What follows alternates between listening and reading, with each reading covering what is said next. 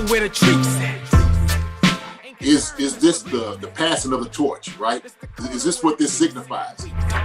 It comes down to that front office and what they feel is most important. The champ is here. We've touched down from a higher plane. Why you landed here? We always look forward to that week because it was always intense. You know that we ain't coming back. We about to. The man, the myth, the legend, Dante Hall. My favorite player growing up was Dante Hall. I love you guys in the show, but Dante was my guy. Get to dashing because you done on the warfield.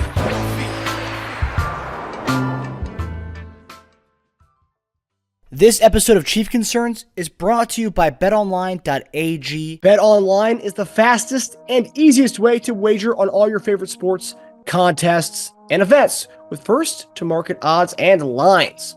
Find reviews and news for every league, including Major League Baseball, NFL, NBA, NHL, combat sports, esports, and even golf. BetOnline continues to be the top online resource for all your sports information, from live in-game betting, props, and futures. Head to BetOnline today or use your mobile device to join today and make your first sports bet. Use our promo code, that's BELIEVE50, BLEAV50, to receive your 50% welcome bonus on your first deposit. BetOnline, where the game starts. Looking to help your favorite Chiefs podcast? Well, we're trying to raise money to create merchandise for our online store, as well as be able to have more merch to do giveaways to all of our fans. To any of our YouTubers, if you see down below, you can show your support with the new Super Thanks option. Any amount will go a long way towards helping us launch our online store. And of course, don't forget to like and subscribe. Thanks to all of our followers for your continued support. Enjoy the episode. Hey there, welcome back to another episode of Chief Concerns. I'm here with our guy, former tight end, Jason Dunn. JD, how you doing, buddy? What's up, my brother? What's going on? How you doing today? Doing all right? Doing fantastic. You know, week 2 of training camp. It's a week closer to when the things actually start to get real. Obviously, training camp is real, but when the things actually start to count, So obviously, I'm really excited about that. Well, week 2, man. This is when you start putting on the pads, and when the pads come on, it is real. Mm-hmm. It's when you really get to see how guys actually how they play. It's kind of testing their mettle, if you will. Because look, we always say this, as coaches and as players, everybody looks good without their pads on. I mean, you should. If you're out there just flying around in your shorts, I mean, you're supposed to look pretty. You're supposed to look good catching every football. You're supposed to catch the one-handed catches, some was putting on here, Justin Ross and all these guys catching them. You're supposed to do that. It's about what you do when you get the pads on and somebody's hitting you dead in your mouth or, grabbing on you. How do you respond to that thing then, right? So this is it, man. This is the realness right here, baby. I like it. Second week of training camp. And now when we talk about the pads, and obviously sometimes earlier on in training camp, you have the days without the pads, right? And everyone looks like superstars. Is it possible that the opposite, we're going to get into this more with a certain player and when we get to the show, but is it possible the opposite happens where we put the pads on? If I was having a shitty first part of the training camp, days without pads, and now when I put the pads on, that's when it actually counts. Do coaches kind of discount that? Okay, you had a bad first couple of days, but you're just getting that out of the system. We get back to the acclimated to things.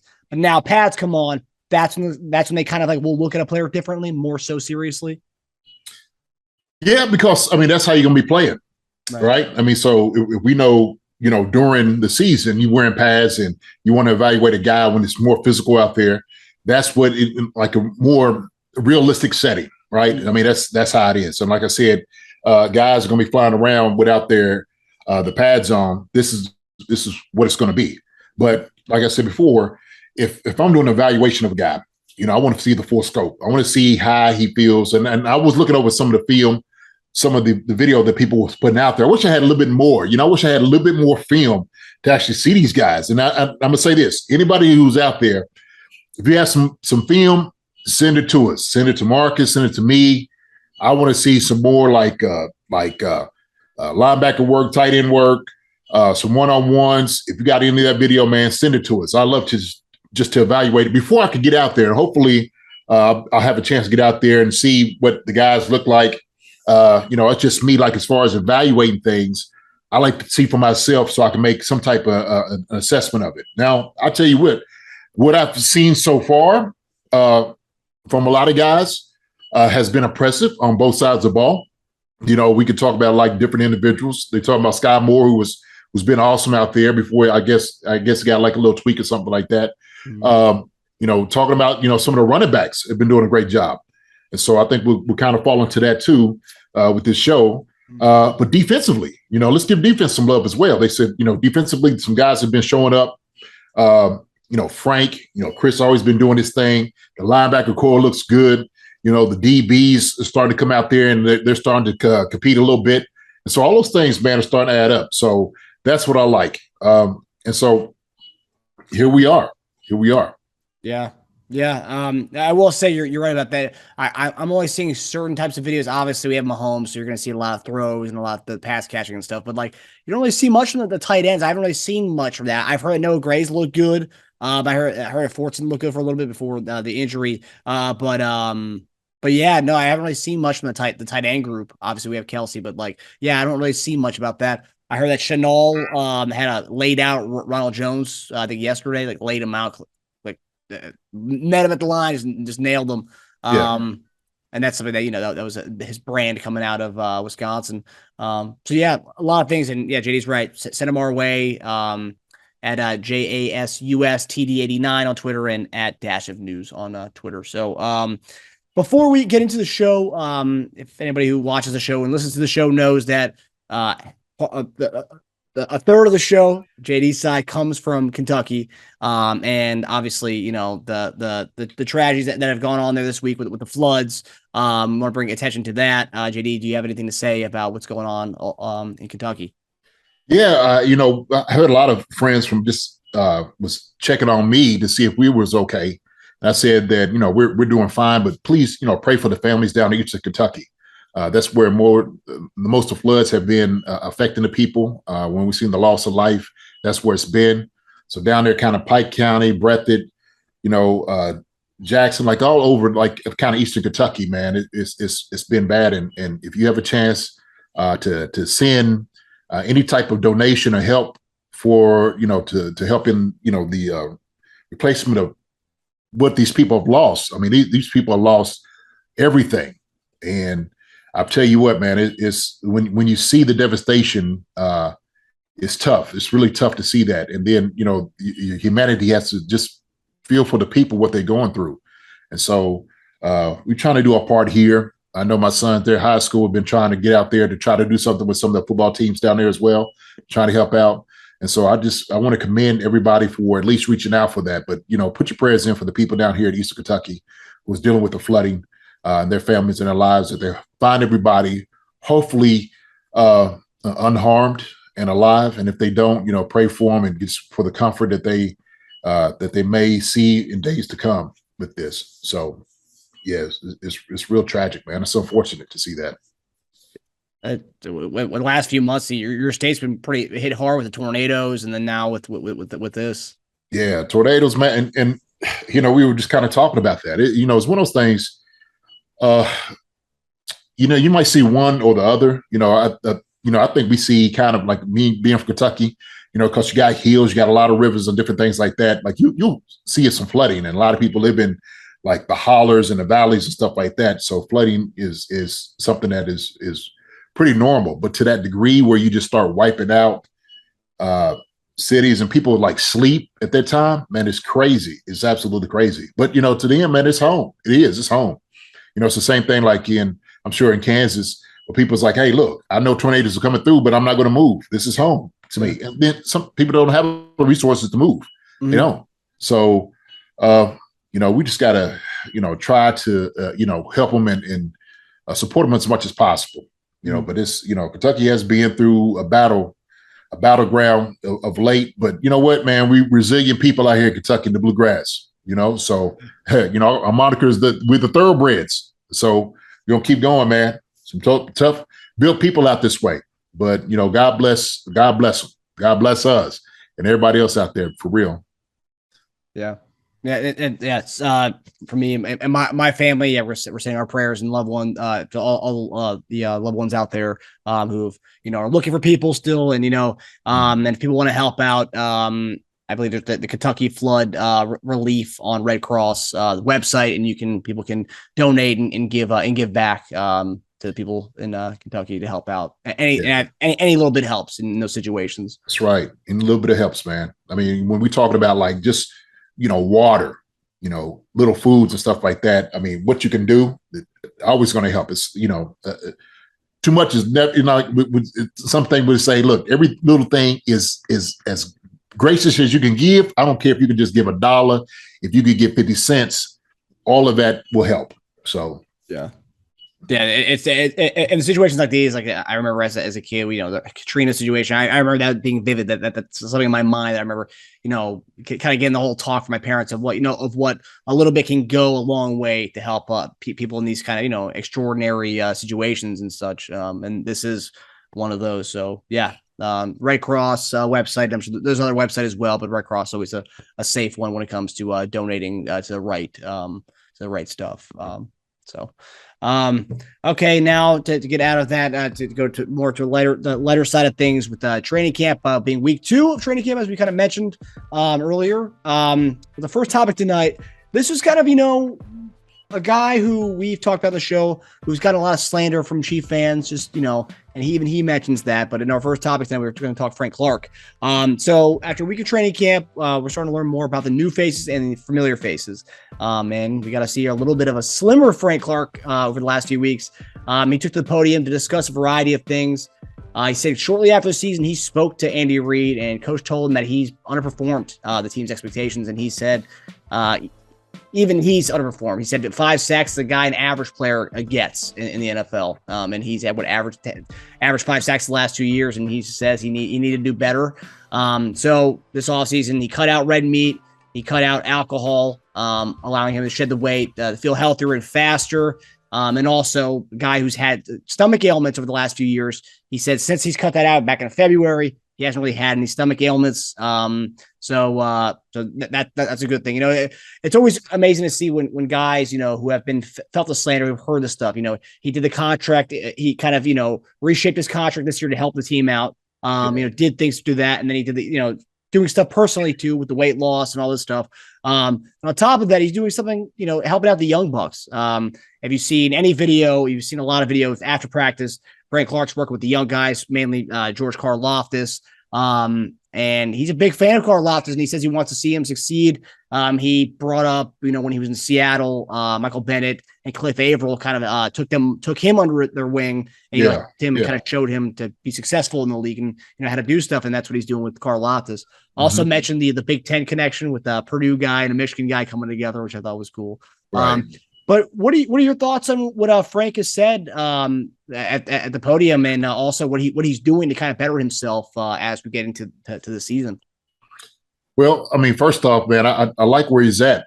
I like where he's at mentally in the thought process. I mean, it's just sometimes it's the maturation process that it takes for a guy to get to where he understanding like there's other things he can do to bring value to the table. And so I think this was one of those moments during this offseason where he really had to understand, truly who he was as a player. What is his legacy going to be, right? And so sometimes I think when you try to evaluate yourself, what you've done in the past few years, because like I said, it's a performance-based business, and you realize that you underperform, that you feel like you've shortened or shortchanged everybody that is coming to watch the game. Expectation. And I love how he said when he went to Andy, him and Andy have such a great relationship because both of them from LA, that they were just truthful for one another.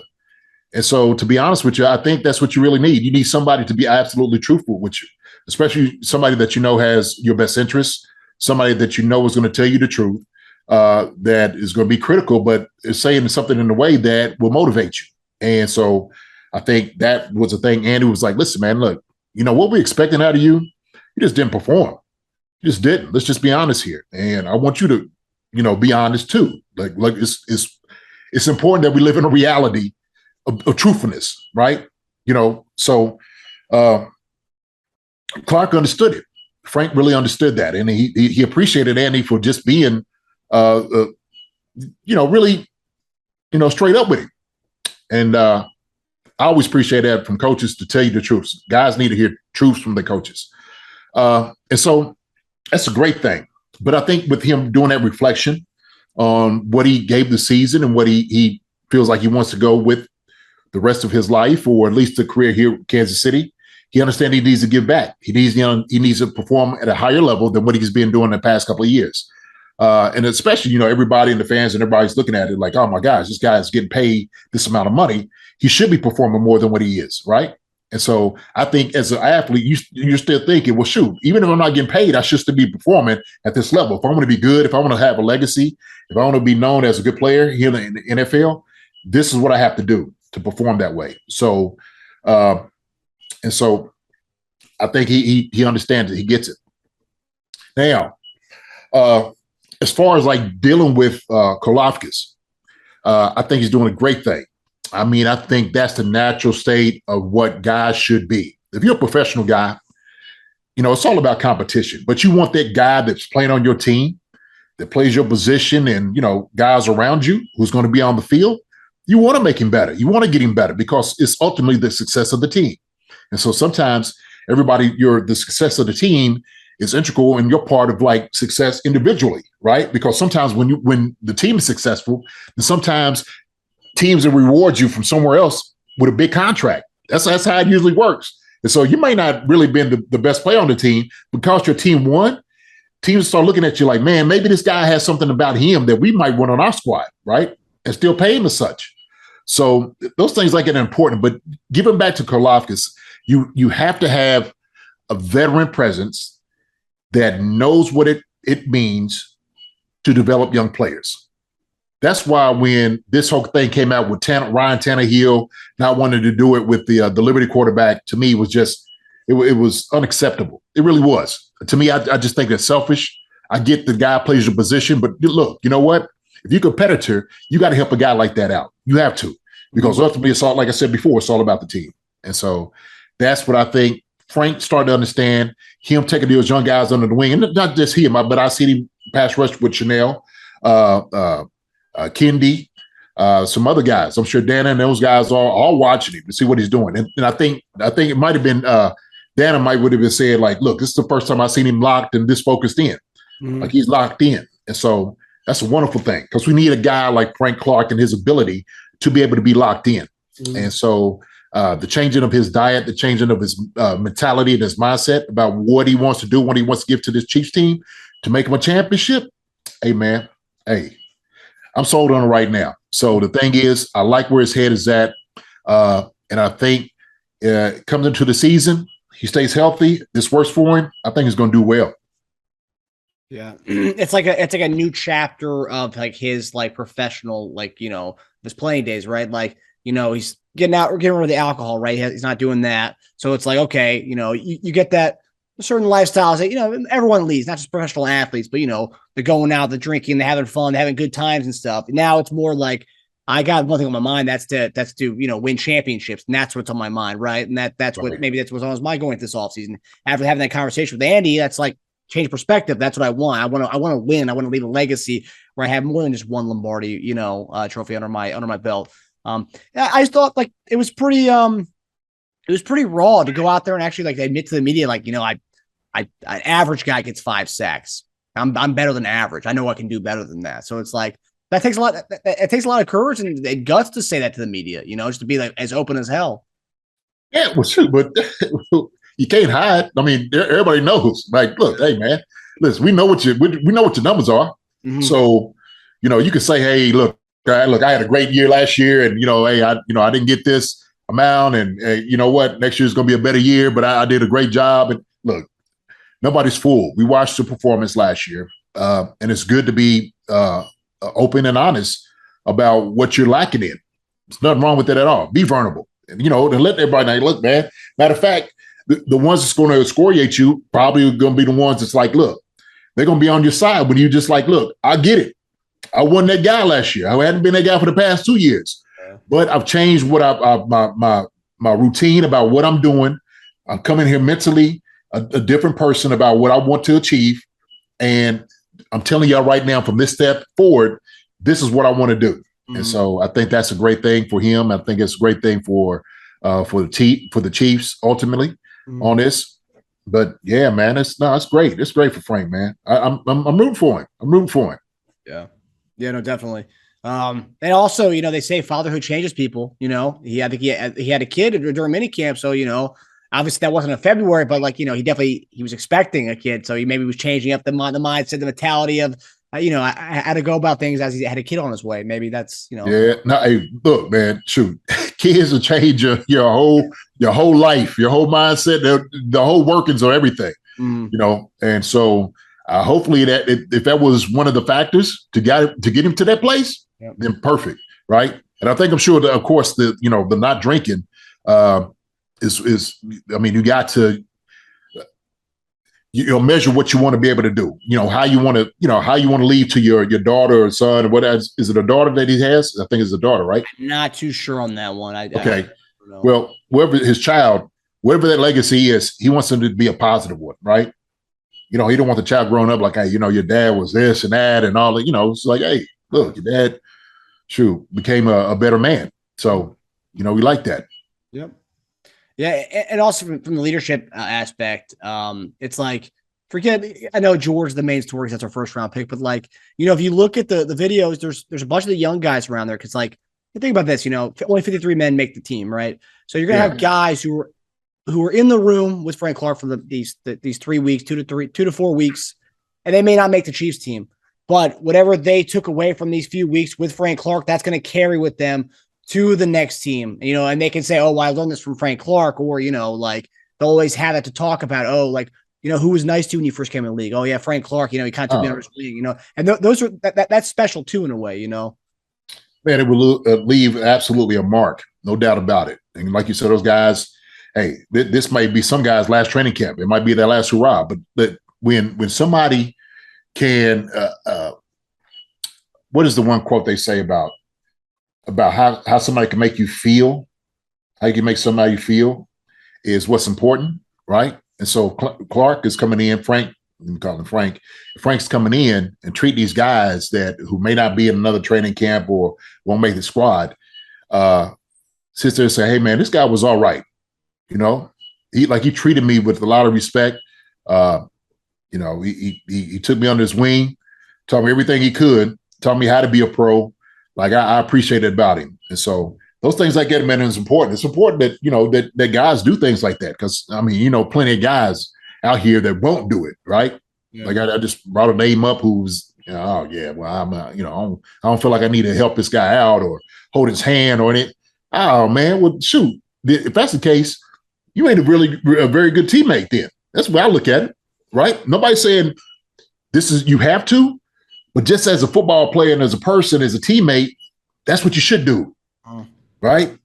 So that's how I feel about it. Most guys, I think, would agree with what I'm saying, especially professionally. I know they would. At least guys I know I play with are like that. And guys that don't want to do that, to me, hey, man, that's top-notch a-holes, to be honest with you. So, yeah. No, it's interesting too, and you never know too. And I know it's a little different situation, but I was watching that Derek Jeter documentary on ESPN, which I think people should definitely watch that. But with Derek Jeter, no one knew when he was this young guy, no one knew how good he was going to be, right? So when he goes to their AAA team, he goes up and says a comment to Andy Pettitte, "Oh, you look like somebody I know," and Andy Pettitte just kind of Andy Pettitte, solid MLB pitcher. Yeah. Kind of snubs him and telling a story again. He's like, "Yep, I big leagued him." I guess that's a thing that some bigger guys will do. They'll kind of stub their nose at the younger guy. Man, that's what do you get out of that? A chuckle, a laugh. Mm-hmm. You felt like you owned him. But I don't understand that. So I don't know, man. We know we got people like that. On this planet, that's to me, that's insulting to a guy, especially a guy who's just trying to make it. Where you had to do the exact same thing. You had to come through the same road. My thing is, why don't you give the best quality that you have to people as opposed to the worst? Yep. So if you got treated with that way, this is what I don't like about it. So if somebody treated you like trash and dirt and big league you and stuff like that, Why would you want to turn around and do it to somebody else after you know how it made you feel? Why would you want to do that to somebody else? Right? That's what I don't understand. I just, to me, it seemed like somebody was like, look, you know what? I'm not going to treat a guy like that. Yeah. A guy just coming in who's trying to make it, who's trying to eat, who's trying to make the team. I'm not going to treat him as such. Yeah. And so guys like that who get treated terribly, don't pass the hate on. Don't pass that on to somebody else. You know what? Change it up. Yeah. Switch it up. Let's make it a better place, you know? So our world just needs more of that, man, because we see too much of it, man, of the other thing going the opposite way. Yep. Just bad behavior, respect and dishonesty and all type of things, man. It's just a mess out here with, dealing with that. Yeah. But it's the same thing. Like, shoot, we just need a better minded set people professionally trying to do things to help other people out. Yeah. Yeah. More Frank Clarks, less Ryan Tannehill types.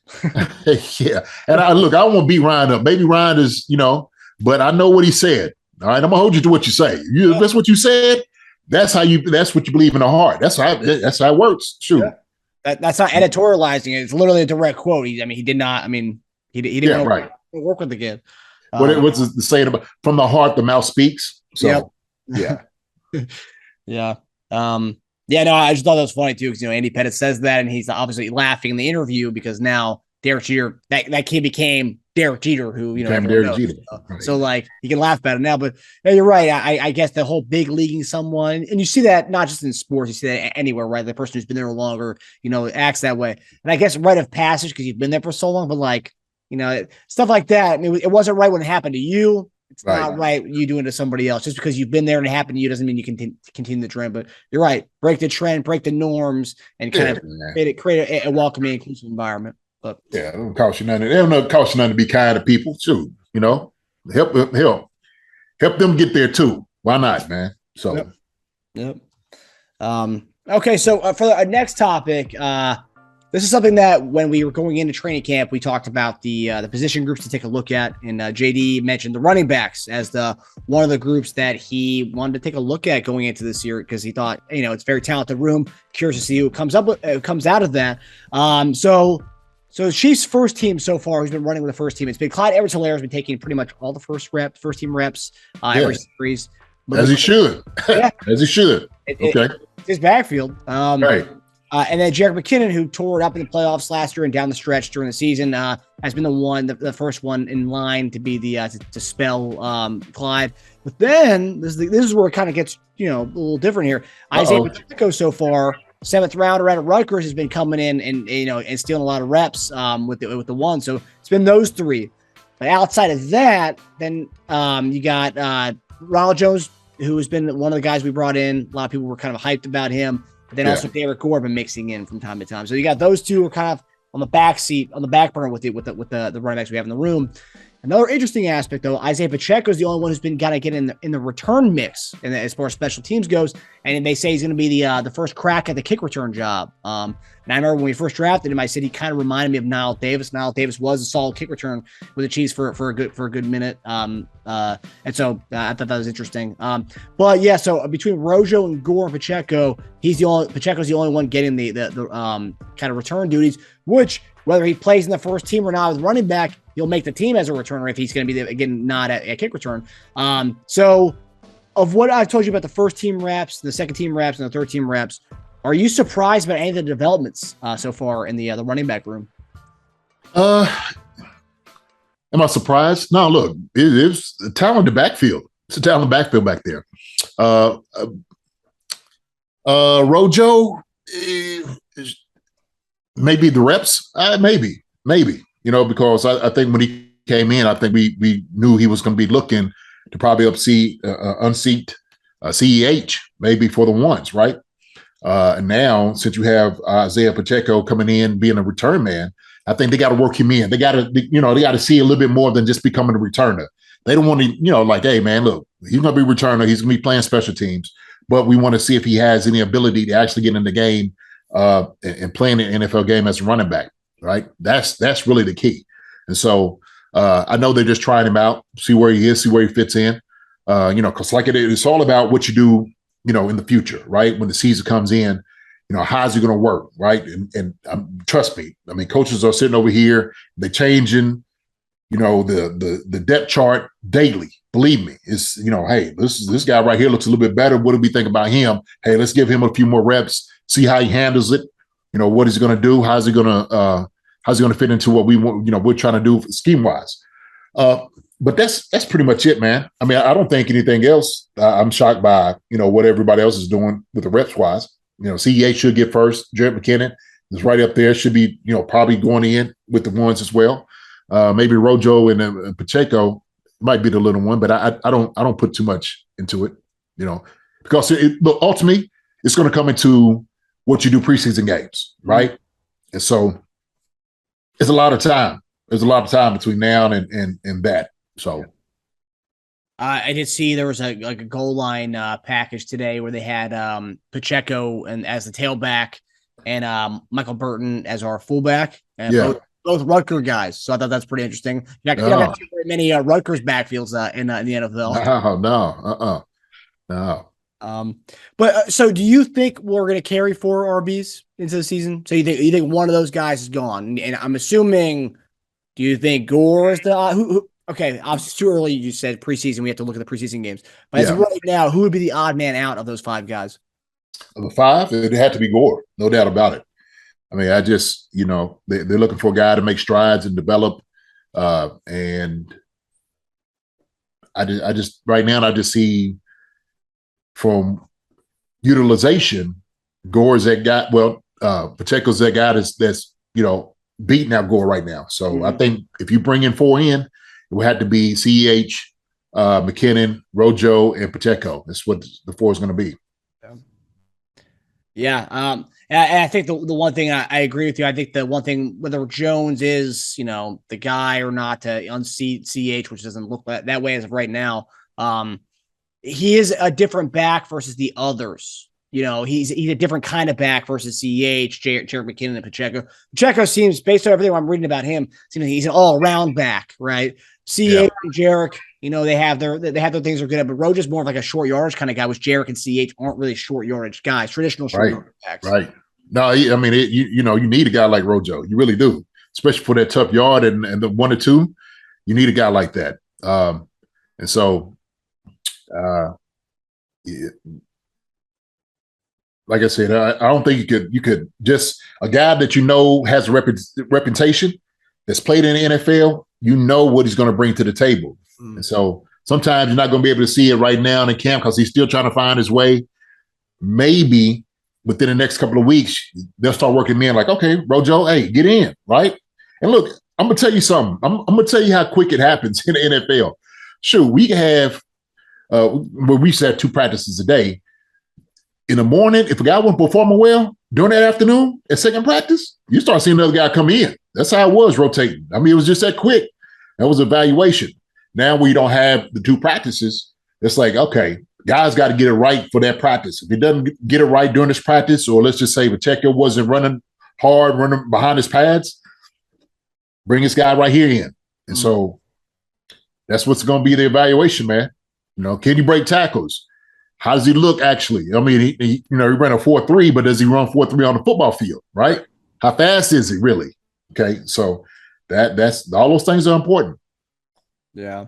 And plus, I mean, you talk about, Rojo's been a professionally, he's played in the league for 2 or 3 years now. You put him in, let's say he's still running with the 3s by the time week 1 of preseason comes around. He's playing with the 3s in preseason, and he's going to look good. I mean, he should look good against those 3 guys, 3s and 4s out there. And then from that, maybe he gets put up to the 2s and the 1s. He kind of gets back into that rotation again. Oh yeah. Because shoot, the thing is, he's going to come in. He's going to figure it out. You figure it out, man. You've been around the NFL for a few years. You start figuring out like how the numbers start working. Yeah. And your reps start getting a little shorter. You start, okay, wait a minute, hold on. Let me start doing the math around here, right? And so, when he gets out on the field, man, he got to run like the field's on fire. And the glass is out there. he got to make sure he is lighting it up.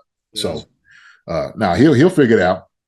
Yeah, no, it's gonna be interesting. I know we spotlighted this as one of the rooms to watch, position groups to watch. And man. Yeah, but it's happening. It's happening. It's NFL, baby. That's the business. Yeah, it's exciting. And when you have so much talent in like position groups like this, it makes the preseason games even more exciting to watch because you're like, damn, like who's going to come out like on top? Is to come out alive on that? It makes it something to look forward to in preseason. Yeah. And now we're going to talk about another group. One specific guy from a certain group we've talked about a lot this season, this offseason, is our guy Josh Gordon. And we have made contact with Josh Gordon's people, and there's a chance Josh Gordon may be coming on the show in the next few weeks. So they're not making any promises, but there's a chance that Josh Gordon will be coming on Chief Concerns to hear his from his number one fan over here, JD. Love to have him on, man. Love to have that guy on. Absolutely.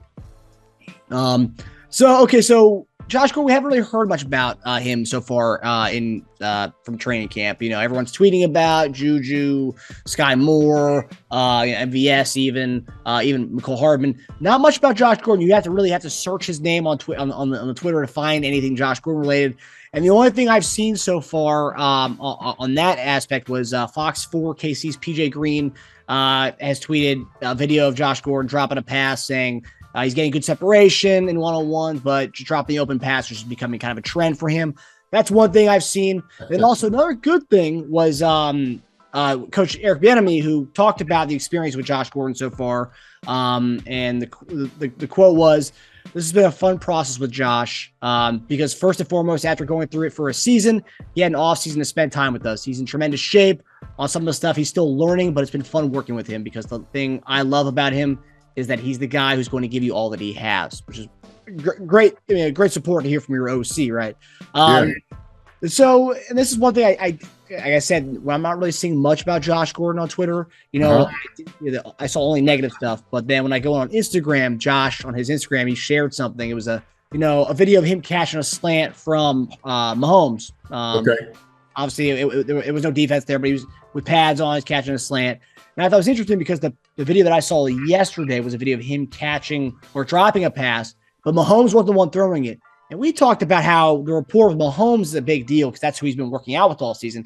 Now we're throwing other quarterbacks in there. He's trying to catch passes from other guys, getting used to it. I know, I get it. That's the name of the game. You have guys, backups, third stringers, and all that stuff. But what do you think about Josh Gordon and I guess the struggles, quote unquote, that we've seen so far in training camps early? But what do you think about Josh Gordon and his chances to make the team as of right now? I mean, I think his chances are still good to make the team. I mean, I really do. I think they'll carry probably, 7 receivers. I think he's got a great opportunity to still make the squad. No doubt about it. Shoot. I think I watched the video that he was in during team. And I rewinded it a few times, because I'm looking at body language and looking at different things like that. And so it's almost telling what Bieniemy said. EB was talking about like, hey man, look, he's still trying to figure it out. He's been with us the whole year. He's still trying to get kind of acclimated and comfortable. And like when I seen him kind of run the route, like you could still see that a little bit. At least I could still see like he's not letting his ability just fly off. Like we know somebody's going to work hard. And sometimes what you try to do is you may be so try to be so perfect that you start messing up, right? When you start feeling free, like you ain't got nothing to lose, and you just let your athletic ability fly without thinking about what you're doing, that's when you can showcase what type of guy you are. And so this offense, I think it's predicated more, like I said, and I'll keep saying this, on like the smaller body, the smaller guy. It really is. Now, if you're throwing deep routes down the field, on a bigger, taller, lankier guy, I think that's where he's going to be a better fit, right? And I think, like MVS is one of those guys that could do those things. And Josh could be probably right there behind him if that's going to be part of like what you're going to do. That's what you're going to be more geared toward. So I think because of what I see, how the offense is, what it's predicated on, what their scheme is, a taller guy could possibly get lost a little bit because, little guys could kind of run. It's like, like you said, slants and, in routes and like over routes. a lot of cross routes, different things down in the flat, maybe curls and hooks. Chiefs do a lot of that. That's part of their offense. The bigger guys, just you got to use your body. You got to, push a guy out and just run it down. If you go like a 50-50 ball, throwing over a guy's head, Josh probably going to go up and go get that joker.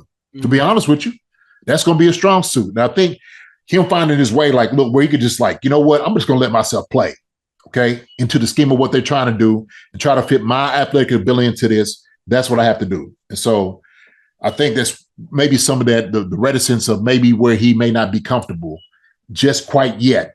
But as far as making a roster, I think, man, he's definitely got a great chance, because he's still a talent. Everybody knows he's still a talent, man. We know that. Shoot, he don't have to be Josh from 2014, right? Shoot. If he's a big, wily receiver, veteran guy, can go up there and catch footballs, then good.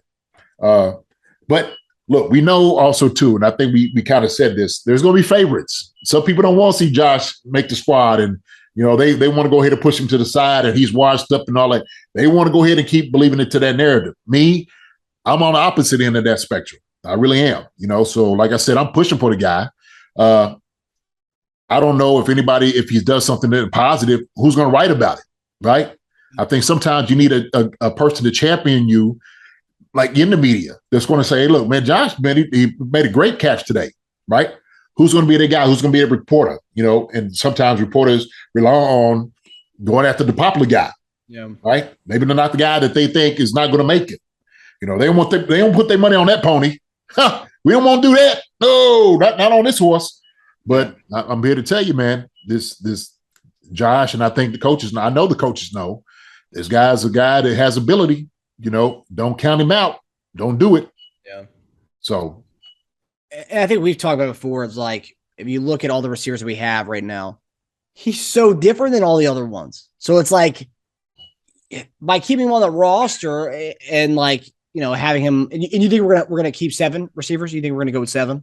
I think we go with 7. I did a count, man. I went through and I wrote down everybody I thought was gonna make it. I have it here somewhere. I don't know. I might pull it up, but I went down through the count of what I had, how many they was going to keep on, like in each category, each position. And so I don't know if I have it here. Let me see.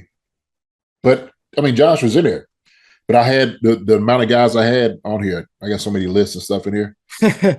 Well, so we could knock out the first 4. You got Juju, MVS, McCall Hardman, and Skyy Moore. So that's 4 right there. That's 4 right there. That's, those 4 right there I think is pretty solid. Mm-hmm. I had Josh right there at the beginning as the 5th guy.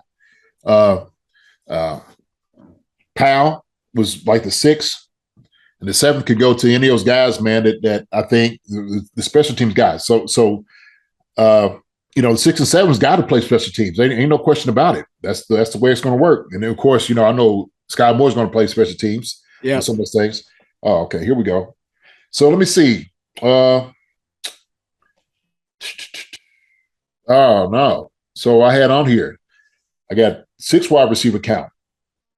This is a 53-man roster. Okay. Now, this is what I had, and this I'm gonna change this up. So I had 5 running backs, 6 wide receivers, 9 O linemen, 4 tight ends, and let me see, 3 special teamers, and I think I had 2 QBs that they're gonna carry. Mm-hmm. And then I had 8 D-line, 6 DBs, 4 strong safeties, 6 linebackers, which 24 on that, 24 and 24. And then the special teams, I had 53, however it came in. Yeah, I think that's what it is. So 24 on offense, 24 on defense, a 48, 2 QBs, that's 50, and 3 special teamers is what I'm looking at. Okay, so you said you had 5 RB, and that's including fullback? Yeah. Okay. Yes. And then you had 4 tight end, you said? 4 tight ends. Do you think that goes to 3 and they cut Blake Bell? Because that's a lot of people. That's a lot of people are saying that that's a possibility that can happen. A lot of people are saying that, man. But I tell you what, shoot, you better make sure those 3 guys are going to be able to block like you want him to in short yardage situations. So and I heard people say, well, you just use that tackle for that. Well, you could. You possibly could do that. I think it just, to me, I don't know. I'm not. Look, you got a tight end. We ain't bringing another tackle in for that. Don't do that. Don't do it to us. Don't cut us off. Shoot. Don't cut our throat. Shoot, forget that. Man, leave that tackle out somewhere else. Well, how many of those tackles can they be the Wildcat quarterback on 4th and inches, huh? I mean, Blake Bell's the only one who's doing that. Right. And, I heard somebody, you could use somebody else for that Wildcat. Yeah, you could. But, hey, look, don't start Xing out Blake Bell. Don't do that. We ain't going to do that, man. Bell, man, we standing behind you, brother, okay? Tight end solid. That's where we at with it, okay? So you had 6 receivers then, right? I had 6 receivers. So That's what I had. 5 running backs, 9 O-line, 4 tight ends. That's where I was. But I could see that and change it up. I can see 4 running backs. I don't think we need 5 because we got the fullback. Yeah, that's right. So that's a 5. Yeah. 6 wide receivers, 9 O-line. 4 tight ends. That's gonna be tough. So that's 6. Whoo. Yeah. Who's your 6th on that list you got there? Had to come later. I think I saw the first 5 or 6, but that's what I got. That's where I'm at. Okay. All right. I mean, Josh, we talk about these. Okay, let's look at the 4 locks at receiver for now. Those 4 locks: Juju, MVS, McColl, and Skyy. What all those guys have in common? None of those guys are the big body guy that Josh Gordon is. It's like he brings something to the table that these guys don't have. Right. You can find the other receivers that we have. Yeah, and those guys are big. Those guys are around the same stature.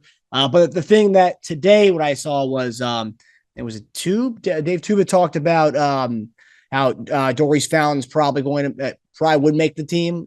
He's doing well right now. Based on the way they're seeing, he would make the team is what they're saying. And that's someone who, he plays special teams. He made the team last year. And then also Justin Watson, he said a big reason for him coming to Kansas City was, Veach told him that he had a good shot at making the team if he signed in Kansas City. Obviously it's really early and you have to kind of play to get your spot on the team. But, everyone thinks that they got a shot to make the team. It's obviously what the coaches want to go with. And I just think that if you just look at, body of work and just with the way they are and stuff, Josh provides something that these other receivers don't provide. Right. But, and he has that. The question is, will he utilize it though? Right? Yeah. Will he utilize what he has? Part of his gift of, being a big body receiver. And so I think he has to find his way, like in the offense, where he has to say, look, I'm a big body receiver. I got to start bodying guys up. It's almost like my son. So my son was a wrestler.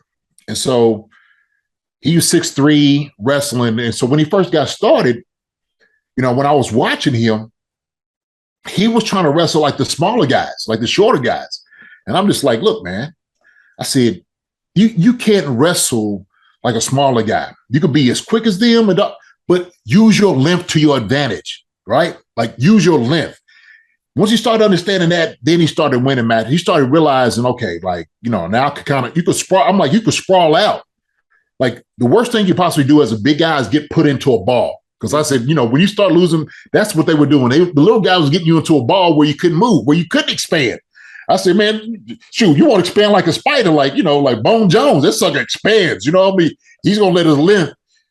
That's what you want to be able to do. And so it's the same thing. Like when I'm seeing, like on pass rush, like if you're a big guy, got long arms, don't let a guy get into you. Don't let him get to your space.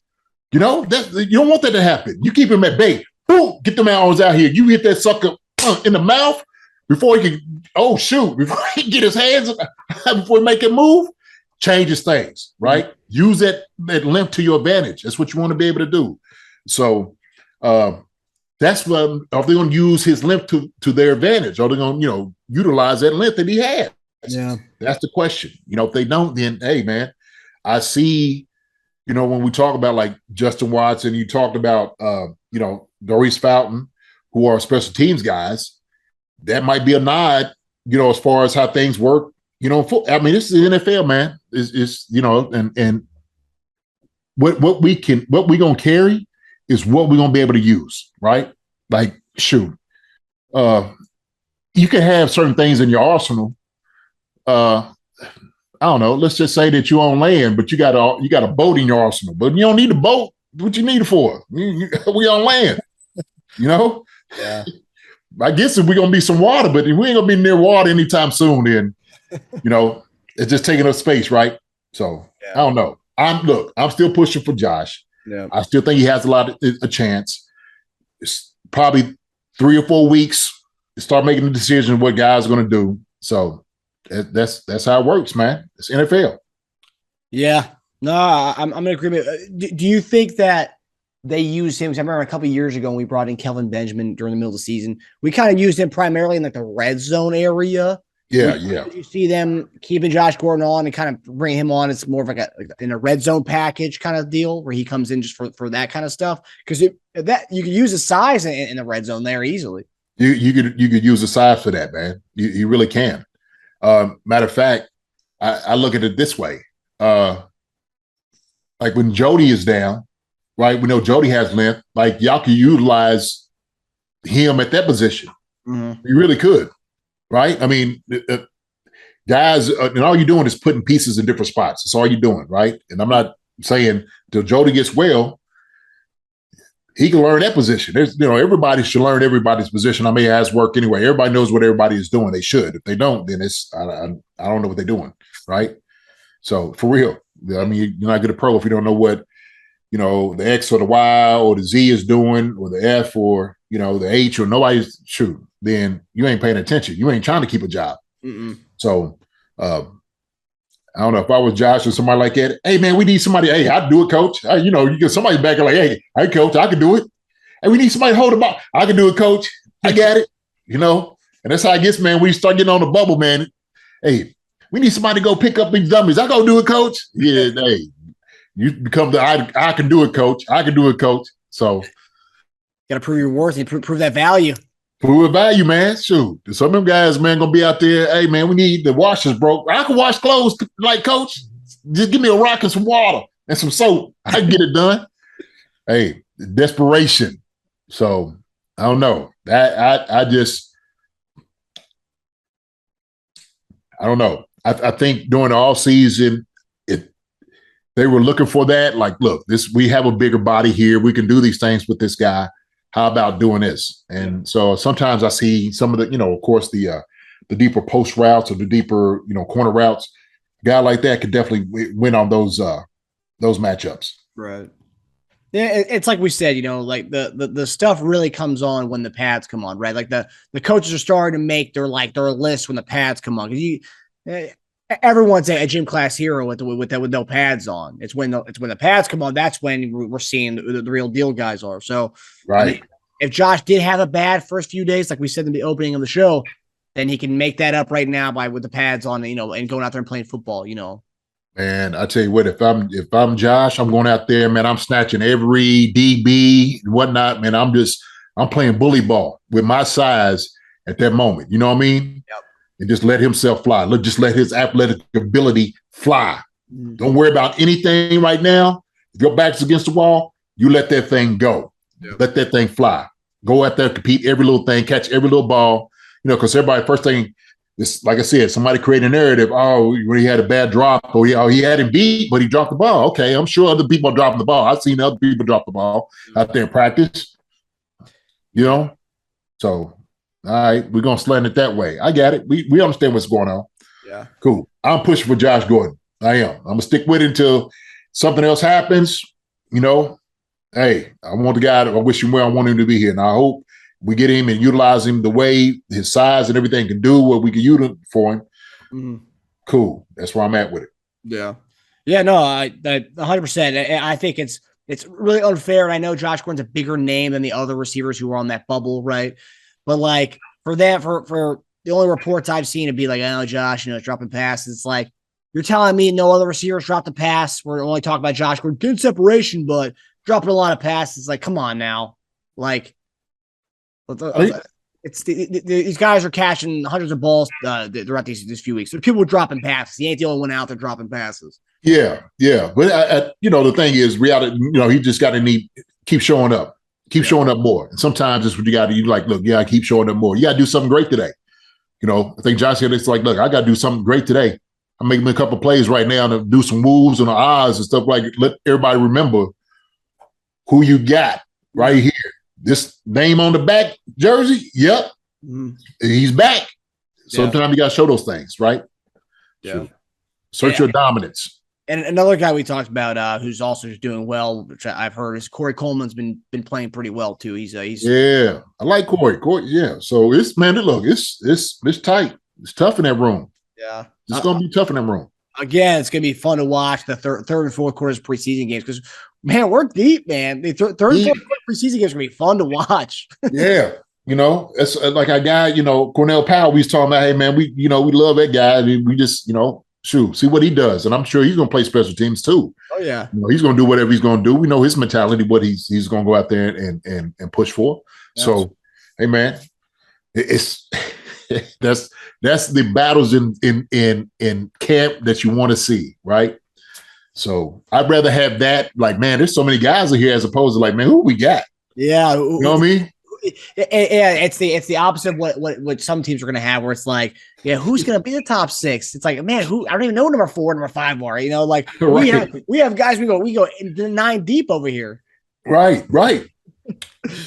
Yeah, it's a good problem to have, but it's also unfortunate because some of the guys that we're fans of aren't going to make the team. It's like that's the reality of it. Yeah. Okay, so the next topic, which was the big topic of the last about month, I think we had this guy's name on every show for the last month. It's our guy Orlando Brown Jr., who made an appearance at training camp this week. Did he? Yeah, he came back. Came back. I'm just messing with you. I'm just playing. He said pads coming on. He said he had to be there. He said he knew this was Coach Reed's. Like I thought it was interesting. He said he knows Coach Reed loves the first few days of pads, so he had to be there for pads. Like, okay, Coach Reed ain't the only one who's a big fan of the first few days of getting pads on. Okay, I love it. Yeah, I love it. I love this even more though. The big reason why, according to Pro Football Network's Aaron Wilson, was Patrick Mahomes encouraged him to get back to work. And that was a big factor for Orlando Brown coming back to training camp, and how fast he did it was Mahomes being the leader and pushing him to come there. So I thought that was fantastic. I'll bet, Bradley. Hey, listen, don't call this joke of the night. Hey, listen, hey, look, hey, you suckers out here breathing down my neck. I'm just letting you know, okay? Sign the franchise tag, please. All right, I'm gonna need you. Okay? Please. Did I say please? Please. Click, call me back. I wonder how much of that is him, Orlando and him being as close as they are, or is it actually like, yeah, these left tackles out here, man, they ain't it. I need you here now. Right combination, maybe. Maybe, I don't know. I'm being funny, but for real, like he's hey, listen, look. If he's watching the practice and the guy is getting beat by somebody who should be beating him, he's like, what are we going to do? We get into the season. Yeah. Against, the Pro Bowler or the one is, who's a headhunter. Yeah. What are we going to do then? I need to watch my back. My back needs to be okay. I need to be standing up over here. All right. Call me back, OBJ. Call me back. Mahomes giving him the wink. Don't worry, man. Veach will get you in the offseason. Don't worry, I promise. We'll make it right. Yeah, they don't take care of you. But no. So after all his first practice, he was at the podium and he said something pretty interesting. He said, "quote I want to finish the rest of my career here in Kansas City, and it's not about the money," which is a lot of fans were like, "What do you mean it's not about the money?" It was about the money because we offered you pretty fair amount, and you decided to not take it. So. What do you think about this whole the latest in this Orlando Brown Jr. saga? Him returning to camp, him saying he wants to finish his career, but yet it's not about the money. What do you think about all that? I'm happy Orlando Brown Jr. is back at the Chiefs in camp. And what do you think of and what do you think about this?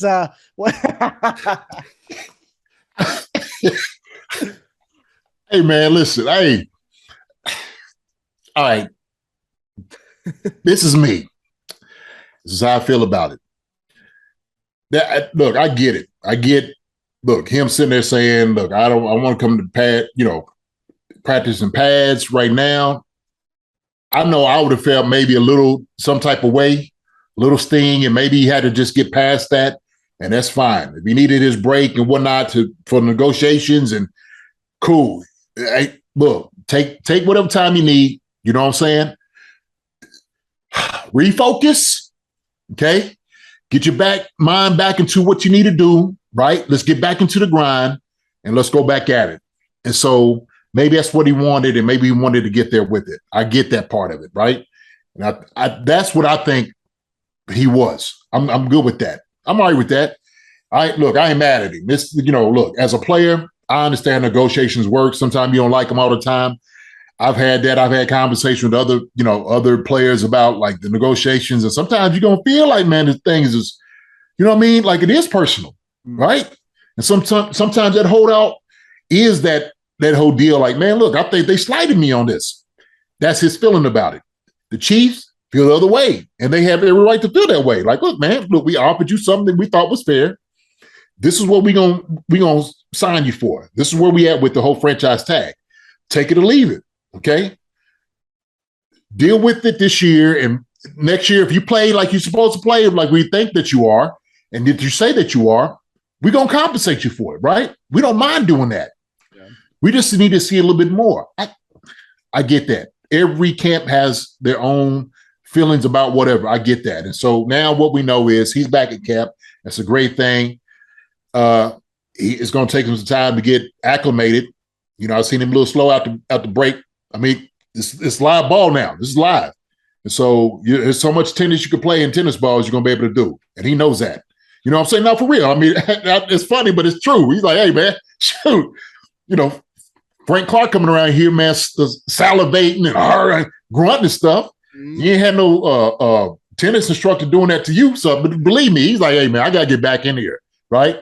And he knows that. He knows this, look, who butters his bread, but he knows who will butter his bread if he plays the way that he knows he has the ability to play. He knows that. So, hey, I ain't got no problem with that whatsoever. Mm-hmm. And apparently he's been swimming, doing a lot of swimming laps too throughout this offseason to kind of get in shape. And tennis and swimming, I like it. I like it. Yeah. His condition, I think, is going to go up, man. But you need that. You need that oomph. You need that power. You need that push. You need those hits. Yep. You just can't simulate football any other way other than going out there and being physical, playing football. Yeah, I mean, you just can't. I mean, you could try to simulate it as much as possible, but tackling them ain't gonna hit you back. Sled ain't gonna hit you back. You need to go against a live body. So, thank goodness he's here. Glad he's here, man. Glad he's back in camp. And so, like I said, Patrick, yeah, hey, I'm gonna facilitate this. Yo, listen, OBJ, call me back. Click. Shoot.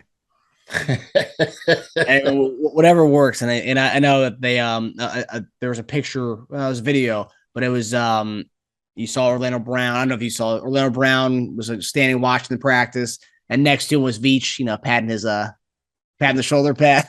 Yeah, man. Hey, man, listen, look, hey, no hard feelings right now. It's all business, and that's what you got to. At a certain point, you realize it's business. You're right. Don't always make it right, but it is business. Okay. Everybody has their own interests at hand. Yeah.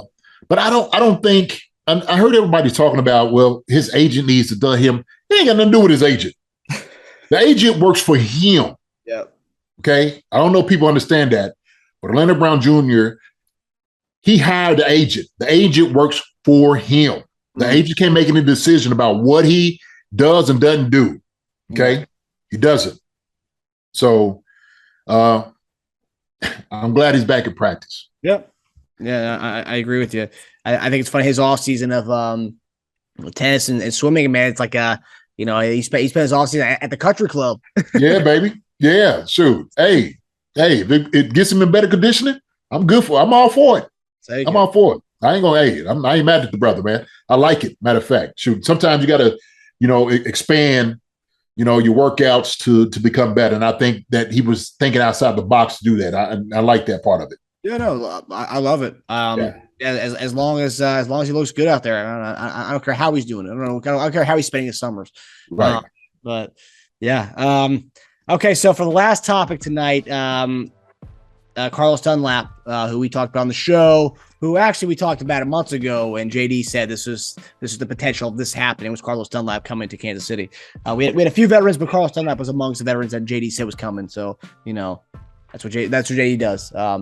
Dustradamus, as we call him. But so since our last show, we signed him to a 1-year, $8 million deal with incentives. So we found out yesterday what his base salary was. And that was 1 year, $1.12 million. That was his base salary with $7 million worth of incentives and bonuses. So my question is, we got a 32-year-old edge rusher coming to bolster up the pass rush. A guy who gets after the quarterback, 8.5 sacks last year.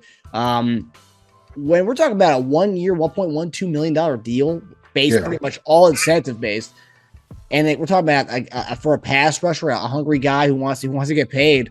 I mean, how Veach of this? How Veachy is this deal where he's pretty much giving you $8 million, but you have to kind of earn that $8 million. If you want to pay $8 million, you got to get to the quarterback. I mean, how much do you like this deal for a hungry veteran edge rusher? You know what? If it's heavy incentive laden, if they're attainable, right? If it's something that's kind of easy, like, this guy get that, right? Maybe, I don't know, maybe get $3 million over 4 sacks, something like that. Call it, shoot, I could get 4. Shoot, if I play in the entire season, I can get 4. So if it's something like that, I think, there's nothing wrong with that at all, right? I think what it does is saying, okay, if you don't perform, then you're not going to get the money, right? It's just how it works, pure and simple. So we didn't really lose that on the deal other than, we lost out on not getting the guy in here that was going to perform, and we're not going to get hit over the head with losing a lot of money either, to him and his, lack of performance, if you will. So, no, I think it's nothing like, well, you need to get 15 sacks this year to get. I don't think there's an incentive like that. Nothing like that, right? So, like I said, a veteran guy like that, you want to do a guy right. You want to make it where it can be lucrative for him. Kind of works. So it's like, hey man, we'll put little, goals and milestones in here, incentives in here, what you should be able to obtain with your ability at 32 years old, had 8 sacks, like you should be able to get these. And so I think that's probably what it is. I can understand that. I like to see what they are. I'd actually like to see the contract and see what the incentives are. That'd be really interesting to see, right? Full details aren't out yet. It's bonuses and incentives. So it's what. Okay. Yeah. So I would think it's probably what it is. As a veteran of being 32 years old, that's probably something, like I said, that he should be able to obtain all those goals, all those incentives, if he performs like he did last year. Right. That's how I view it. Right. Pretty reasonable milestones. Yeah, reasonable. But Veach ain't gonna be like, maybe, hey, we gonna do something. All right.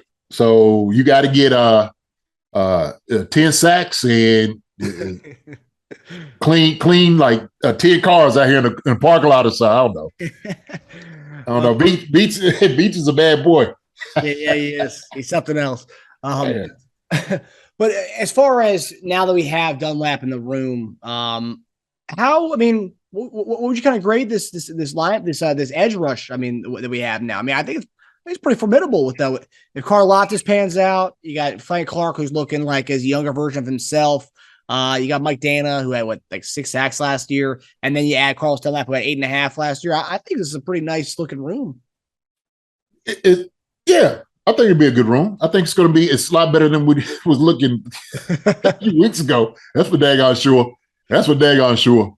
So I'm like, okay, now I feel a lot better. I feel a lot better what's in the room right now, like I said, than I did a few months ago. So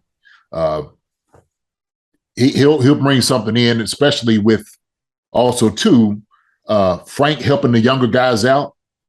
That's key. That's important. Now you're going to have another veteran presence that's going to just be able to keep tailoring and helping these younger guys out. Hopefully these young guys are just listening and just taking in and eating everything these guys are saying, right? Just feeding all information and knowledge and watching these guys. Because, man, you got 2 guys, man, who, shoot, without a doubt, could easily be some of the top defensive ends in the NFL, right? Take what they say and take it to the bank and listen to every good thing that they have to say about it, right?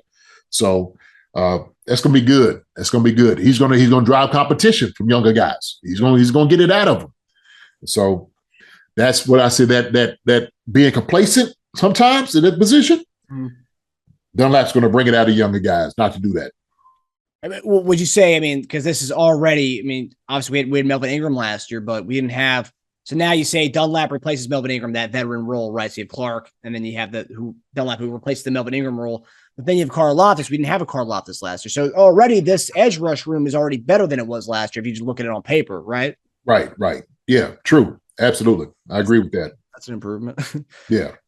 And the last thing, this is something that, so we have Frank Clark. So the biggest additions we've had from the edge rush in the Veach era, where we went and got Frank Clark from Seattle, right? And then we're bringing in Dunlap, who's also played in Seattle. What is it that we like about these Seattle type DNs? What do you know about the kind of defensive scheme they have that we kind of like about these guys? I don't know, man. You know what? I think sometimes I do know this, that some teams have a better rapport with other teams, right? And so you may have somebody that's in the front office or, over the years, like you trust a guy. They're like, hey, man, look, this guy right here is a real guy. And, we've done deals in the past, so let's talk about doing some things now. And so you'll see that. But I think that, like, defensively, I think the scheme is somewhat similar. I'm trying to think of Seattle right now. I don't even know who's the D coordinator up in Seattle. Do you know? They've changed. It's not Ken Norton Jr. anymore, is it? Seattle. Seattle Seahawks, DC. Their defensive coordinator is Clint Hurt. He was the D-line coach for the last 4 years of Seattle. Okay, he was D-line coach? Yeah, he was their D-line coach for the last 4 years, and now he's their DC. Okay. So, sometimes it's just the rapport. Scheme-wise, like I said, I don't know too much about, the Seattle. I haven't really watched them to see where they are with everything. But obviously they do have some type of relationship with that organization to get these guys from up there. And sometimes, if you ain't worried about Seattle coming out of your own division and all of that, hey, these guys are away from over here. Sometimes you try to get guys in your own division or, no way. Yeah. The same conference, nope, stay away from them. Nah, we ain't got nothing up here. Appreciate your phone call. Yeah. So it also helps too to know that at the end, before Dunlap makes his decision, Seattle wanted to bring him back. So it wasn't like Seattle didn't want to bring him back again. Seattle had an extending offer out there for him, but he just chose to come to a better situation because he wants to win. So Yeah, he made the right choice. He did, no question. Yeah. So before we head out here, I just want to ask you, what's one thing you're going to be looking for going into before our next episode next week? What's one thing you're going to be kind of keeping an eye on for as we kind of move towards week 3 of training? Like I said, man, I want to see some more film. Some more competition. 11 on 11, 9 on 7, 7 on 7. I want to get a little bit more of that film. I've been kind of looking here and there, seeing some things, but I want to see the actual field. Somebody just having a couple of series or whatever, so I can evaluate. And it's hard to do. Like when you see, somebody will show a highlight of somebody doing it. Yeah.